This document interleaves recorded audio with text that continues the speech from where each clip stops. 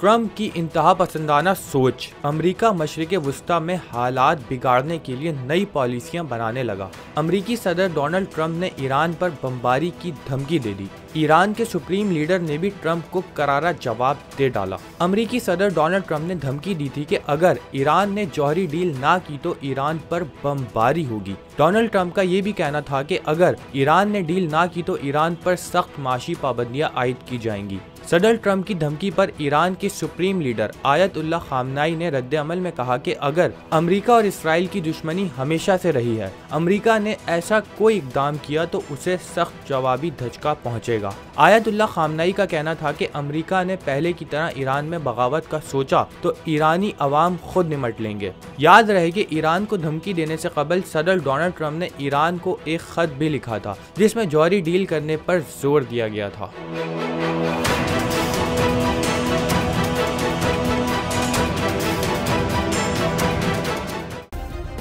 Subscribe करें और bell दबाएं ताकि कोई खबर रह न जाए।